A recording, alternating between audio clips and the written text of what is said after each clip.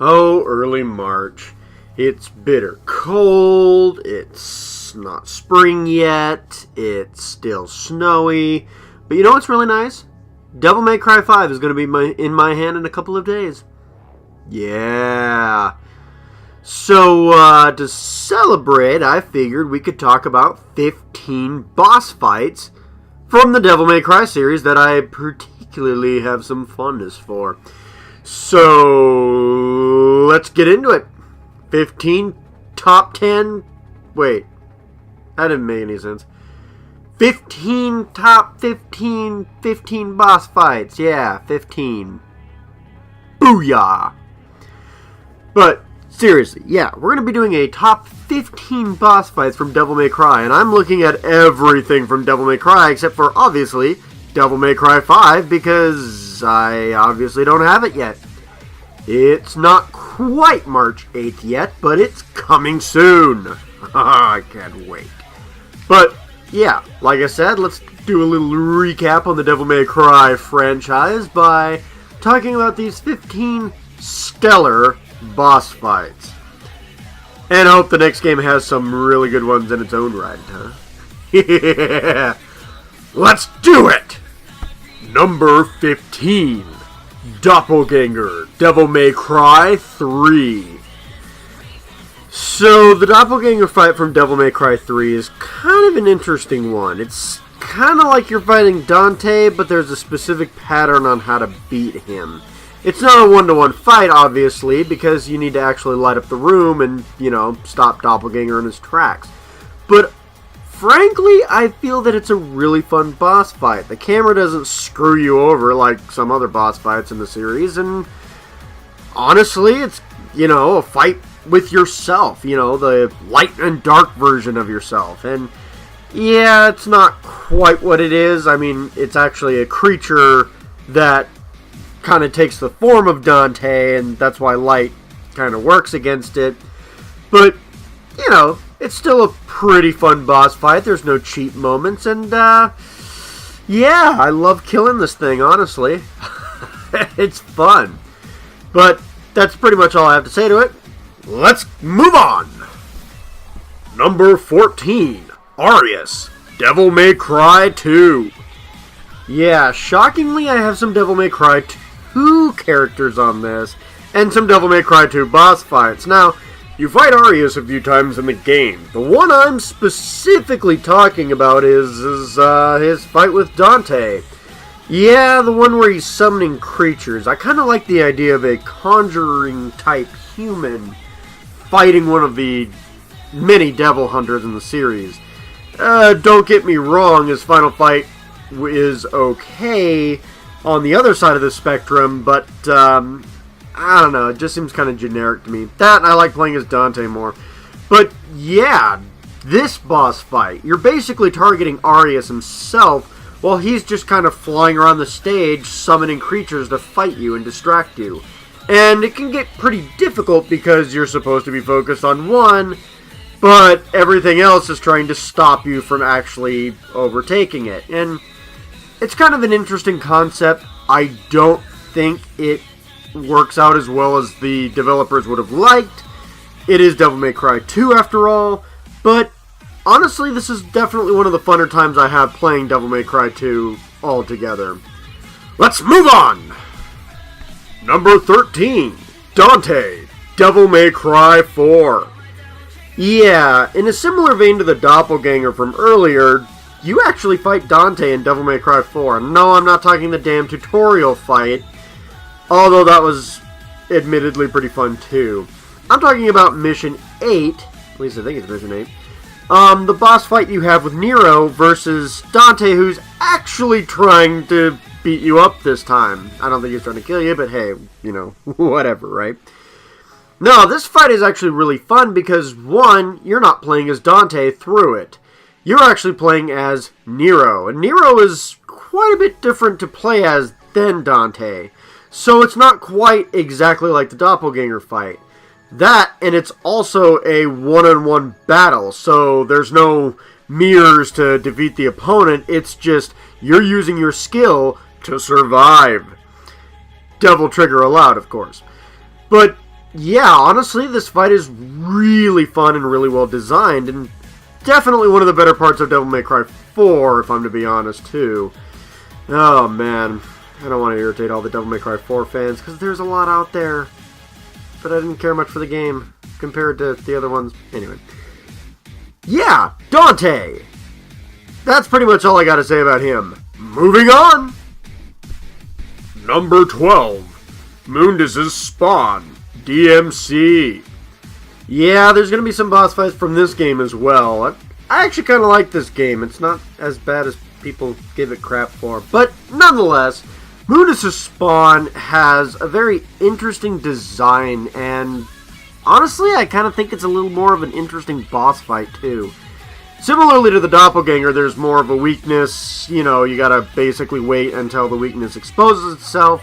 But I like the setting, I like the music, I like the theme. The boss fight itself might fall a bit short, but everything around it makes it look like it's really good. And honestly, this is more creative look than the actual final boss fight in this game. So, yeah, I kind of like it. But there's definitely a few more fights up above it, that's for sure, on the list here. But, yeah, I think this is really fun. You get to even fight Lilith, Mundus's baby mama. And trust me, she deserves it. That girl is almost uglier than the kid. Alright, moving on. Number 11. Garyon. Or is it Grayon? I'm not quite sure. Anyway, yes, I'm talking about the horse and carriage from Devil May Cry 3. Since I didn't, say that in the title because I was confused by the name. Anyway, yeah, this horse is actually kind of one of the better designed boss fights of Devil May Cry 3.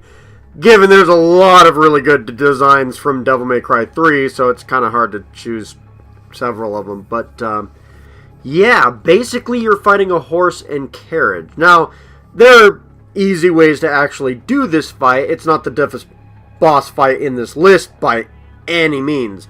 But it's still kind of interesting because the horse basically teleports back and forth. It shoots things at you from the carriage. It kind of charges you a couple of times, so you're playing chicken with it. It will stop time on you if you're not absolutely careful. And yeah, it's got a pretty easy weak point. You don't actually have to hurt the horse to damage the whole boss. But, there's also a really unique ability where you can stop time once you beat the horse, which is kind of cool, I think. And I just love the flaming horse design, honestly. Might be a bit biased on that one. Moving on! Number 10. Nello and Jello. Devil May Cry 1. Yeah, there had to be some Devil May Cry 1 characters in here too. The boss fight with Nello and Jello, in my opinion, is probably one of the better ones. I don't like the camera on the third encounter, but the other two encounters are perfectly fine. It's a duel between masters, and it's similar to Nero fighting Dante in a way, where, yeah, it's basically just a sword fight where skill keeps you alive. Although, again, in the third encounter, things fall apart a little bit because he uses more long-range attacks. And again, when the camera decides to just move out of nowhere, sometimes his attacks are hard to follow and they hit like a truck. But for the most part, I do really enjoy the fight with Nello and Jello. And it turned out that was, Virgil, Dante's brother, all along. Which, I thought was kind of an interesting twist. He has the glowing swords that Virgil's known for. And, he's a pretty decent sword fighter, but let me just say, this is not the last time Virgil will show up on this list. Because, boy, he's a reoccurring villain, isn't he? But yeah, this is the first time that many people had a chance to fight Virgil and, have a one-on-one sword fight in Devil May Cry. And I think it kind of deserves some respect for that. Alright, moving on. Number 9. Argo Sax. Devil May Cry 2. Yeah, the big final boss on Dante's storyline is probably the best boss fight from Devil May Cry 2 altogether. Yeah, if you are low on health, it can turn into bang, bang, bang, much like many of the other bosses. If you want to hear more about that criticism, feel free to go down in the link below. Shameless plug, shameless. But, yeah, Argo Sax. I really love the design of this thing because it switches genders on you, which I thought was kind of an interesting characterization. And, you know, the first form is actually pretty challenging. It's fun, but it's tough. And that's where some problems might lie because, yeah, it's tough, but almost unnecessarily. And, yeah, for the most part, you're just shooting him. The final form is one of those sword fighting master kind of things where you might want to master your sword fighting skills. Or just keep dodging away from him and blasting with a gun. You know, either way works fine if you're low on health. Lacking of skill. Anyway, yeah, Argo Sax. Love the design, love the fight. A lot of fun. Definitely one of the more challenging parts of Devil May Cry 2 altogether. Because I didn't really find too many challenging parts of Devil May Cry 2 before this. That's for sure. So, yeah. Moving on. Number 8. Cerberus. Devil May Cry 3. Yep, the Ice Pup. The first boss fight of Devil May Cry 3 altogether is a really fun boss fight. You guys ever like notice that? That sometimes the first boss fight is like one of the best? Well, this is definitely the case here. Cerberus, the Ice Pup, basically has 3 heads that you need to work around. Each head does something uniquely different. If you're watching, you can kind of figure out what attacks the heads are going to do and be able to strategize with that, which is kind of a really fun idea.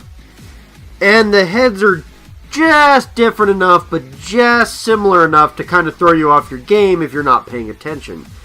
I really like that.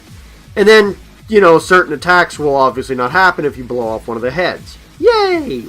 Also, the weapon you get from Cerberus is pretty decent. Not my favorite in the game. I usually just stick with Rebellion. But it's still pretty dang fun, and it looks like it's going to get an upgraded Devil May Cry 5. Yeah! Alright! Woo! But, yeah, taking the dog out for a walk has honestly never been so fun. Alright, moving on. Number 7. Phantom. Devil May Cry 1. Yeah, Phantom from Devil May Cry 1 is a very fun boss fight in his second phase. Well, I guess if you want to technically count the second phase being the time he's chasing you, then yeah, that's fun too. But I'm talking about his second overall, when you finally kill him phase. This is just a fun fight. The problem is that his first phase is fun, but there's a crappy camera angle, and then, you know, he's in Devil May Cry 2, but he's just a pushover then. Yeah, Devil May Cry 1, Phantom, is really fun. He's challenging, but if you continue to use Alistair, he's, you know, manageable. If you can keep the camera on him, which is easier to do in the second round, that's why I'm listing it particularly. Yeah, it's really fun to deal with him. You gotta dodge his fire attacks, you gotta dodge his tail. This boss fight basically sets up how the rest of the game is gonna go. This game is not gonna hold your hand, and this guy's like the ruler of the first area, for crap's sake. He does not take it easy on you. And boy, I absolutely love it. That, you know, giant lava spider, his design, holy crud. So cool. So awesome looking. Moving on. Number 6. Virgil. DMC. Yeah, I told you Virgil is going to be back. The final boss of DMC, the true final boss, not Mundus, which is what I was referencing earlier when I was talking about Mundus' spawn. Yeah, the real final boss is a fight with Virgil. And honestly, this fight is awesome. He uses his katana attacks, you gotta dodge, you gotta be really careful. It's one of those sword fighting, skill-based challenges. And then Virgil, this version of Virgil anyway, uses his shadow clone and comes after you twice. So you gotta basically dodge 2 attacks or risk getting hit by them both, for crap's sake. Yeah, this fight is challenging but fun. If it wasn't DMC, it probably would be quite a bit better though, because I hate to say it, DMC is a bit easier than most of the other Devil May Cry games. It's definitely better for beginners, and that makes this fight kind of a pushover, even though he's using all sorts of crazy lightning and shadow-based attacks. Yeah, this fight is still easier on normal mode than most of the other fights on this list. Moving on! Number 5. Savior, Devil May Cry 4.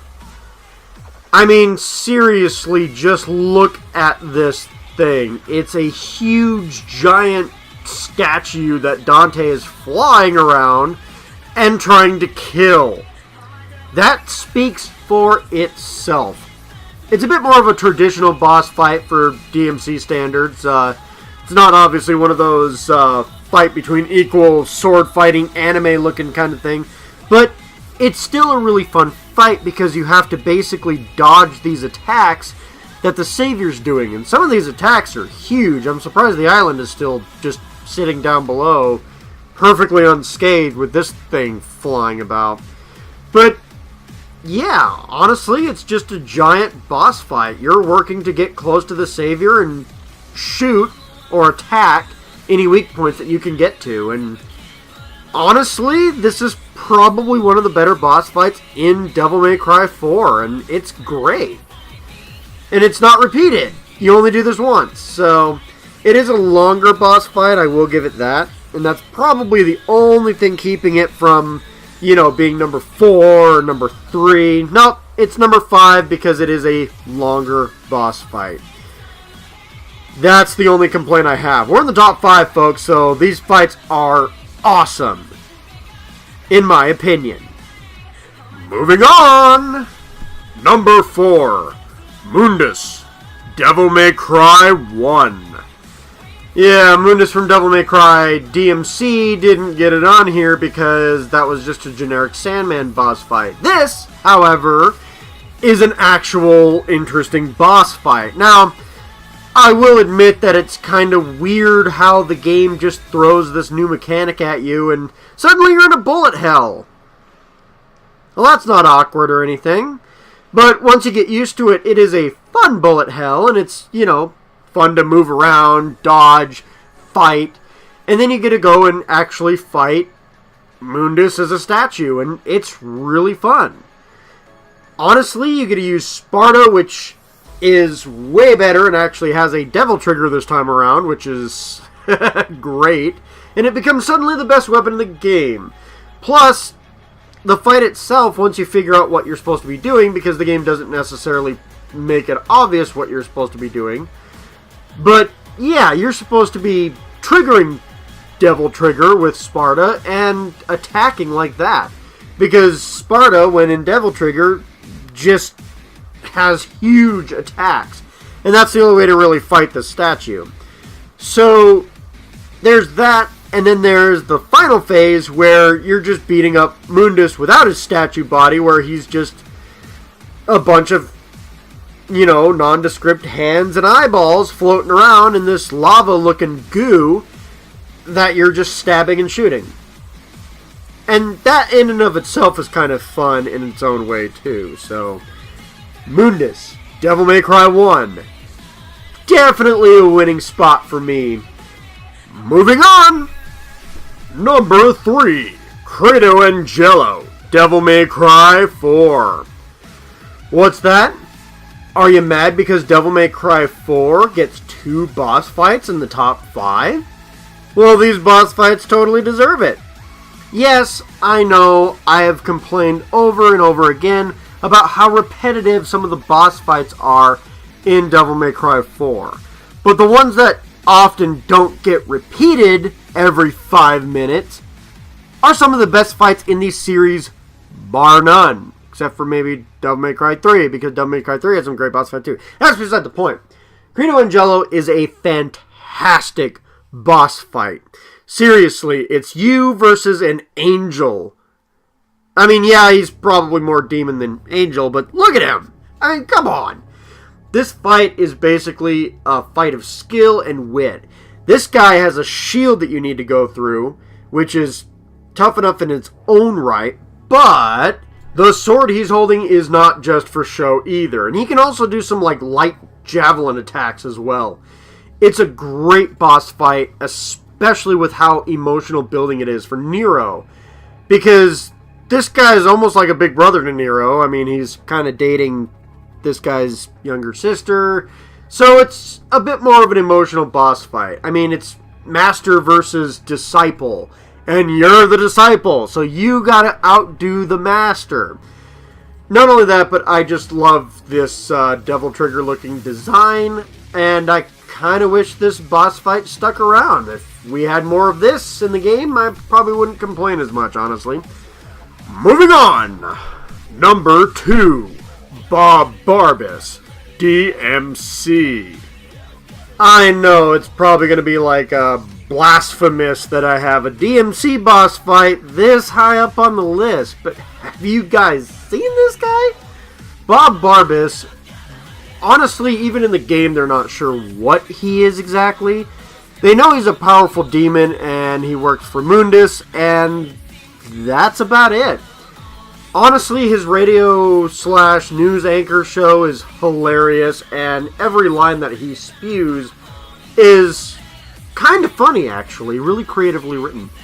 But the boss fight itself is also really good, because you're basically fighting in a virtual newscast-looking digital area. And Bob himself is digitized, so you're basically fighting his face. There's also really cool parts where you jump into his eyeball, and you end up at like the docks or the soda factory, and you're fighting enemies there. But the camera is up above, like it's at a chopper or on the wall or something like that. Like it's an actual newscast. And I thought that was kind of an interesting idea as well.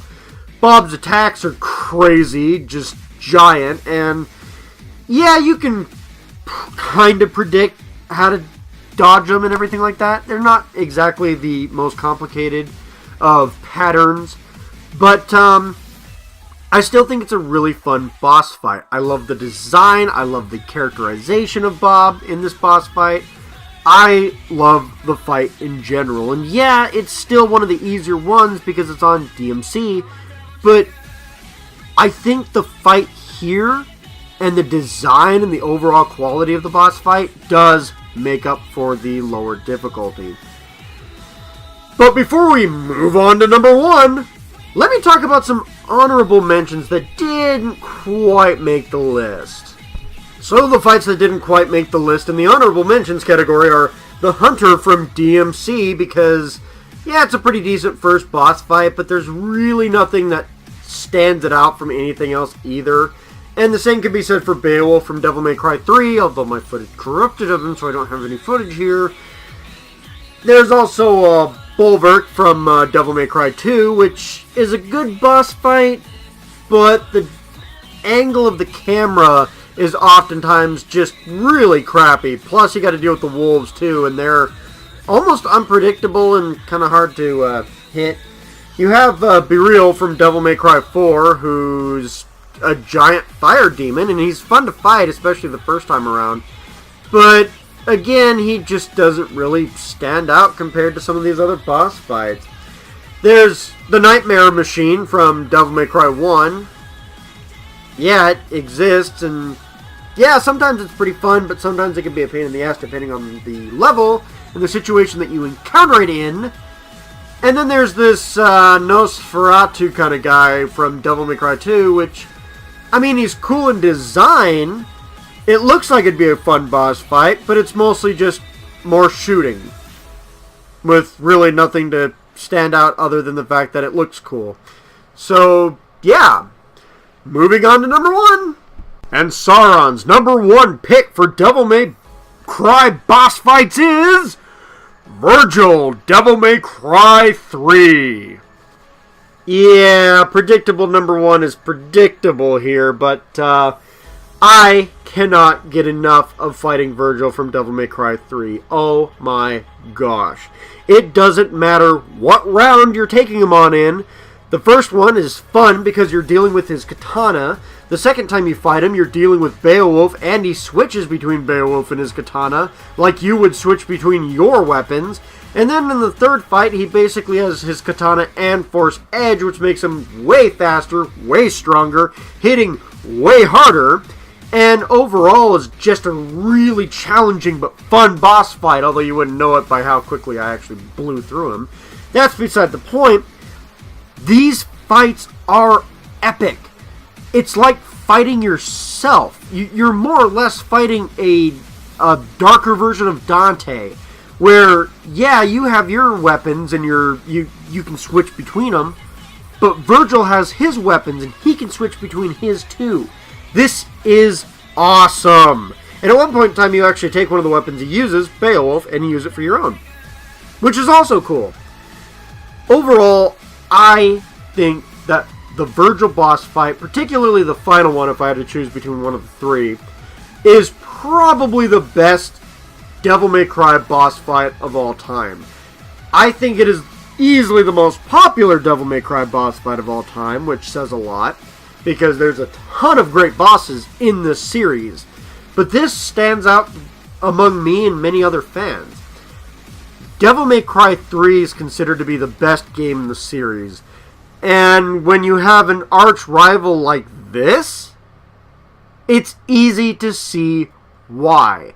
This fight alone almost makes Devil May Cry 3 worth the playthrough. This fight alone almost makes Devil May Cry 3 the best game in the series, bar none, just because this fight is that good. It is one of my favorite boss fights of all time. And I am not about to say anything else about it. Because, I mean, what more can you say? This fight is challenging, it's fun, but, you know, you can definitely push through it if you have enough health or experience, battle-wise, everything like that. You just have to use your skill, your health, and your health items, and defeat Virgil. He is the best rival in Devil May Cry, in my opinion. If you guys have any other differing opinions, feel free to leave them in the comment section down below. And if you like the video, feel free to leave a like, subscribe, you know, leave that comment previously mentioned. Hit the bell icon for more notifications. Just saying. It's all that fun jazz. But, yeah, that's my list for Devil May Cry. Top 15 boss fights. And I cannot wait to dig my teeth into Devil May Cry 5. But if you're wondering what my opinions on most of the other Devil May Cry games are, I've reviewed every single one of them in my channel. The links are down below in the description. feel free to go take a look and check them out. In the meantime, guys, take care. I'll see you next time.